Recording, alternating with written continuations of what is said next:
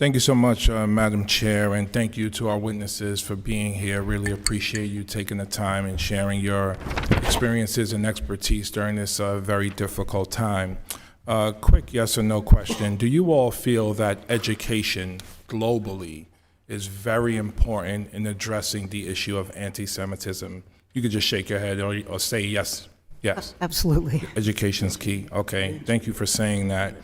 I'm asking that question because, a lot of this conversation has been framed around, holding students accountable for their threats or violence towards Jewish students as they should be held accountable, absolutely. And some of it has been framed around, additional punishments, of course. But there's been a lot of political pandering discussed here without the action that goes with the accountability and the condemnation that must happen when we see anti-Semitism as it raises its head. And what I mean by that is I introduced something called the Great Replacement Theory resolution, and I wanted us as Congress to condemn the Great Replacement Theory. The Great Replacement Theory is a white supremacist theory that says Jews, blacks, and immigrants are looking to replace white people in America. I introduced that theory last Congress.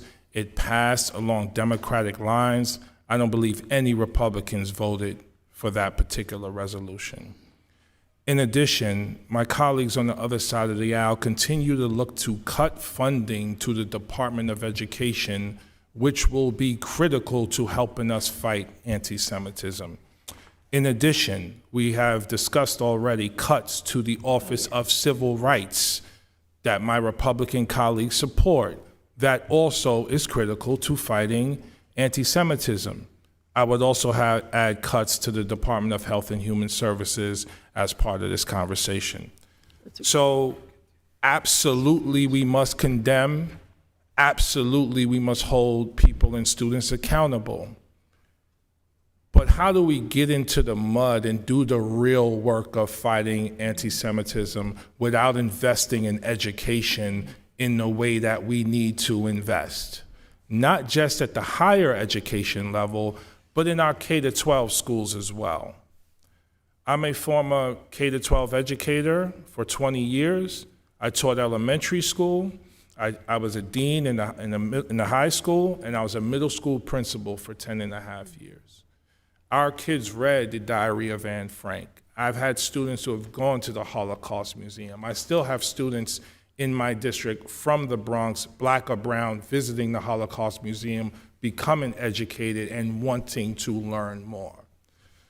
Talk to me about the need, not just for you all as leaders in higher education, but every single person in this room's responsibility to fight anti-Semitism and anti-hate in all its forms. And I just want to add, we have an original sin in our nation of slavery and discrimination. That sin continues to evolve as segregation, separation, and a lack of understanding and empathy of knowledge of each other. Can you just speak briefly to all of that? We'll start here and go down the line. Yes, thank you, Congressman Bowman. This actually echoes what I had said earlier, which is it's every single one of our responsibility, and this is why I am heartened by the full MIT community taking up this problem. It's a human problem, yes, person to person. So I appreciate what you had to say about this.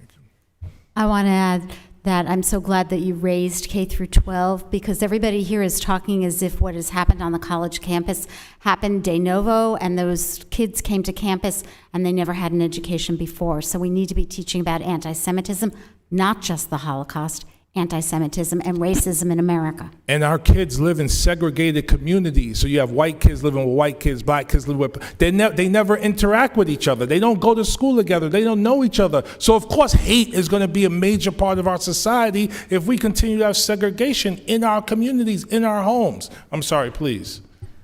Congressman, I so appreciate what you asked, and I think one of the thoughts I have is that the immediate action is very important, and the calling out of the hateful action, and for the longer term, it's an all societal education obligation, as well as every one of our responsibilities to be fighting anti-Semitism. Thank you, Dr. Gay. Thank you so much for your question. We have spent a lot of time here talking about the importance of accountability for behavior that crosses the line. We've talked about how important it is to denounce language that offends our values. As we should.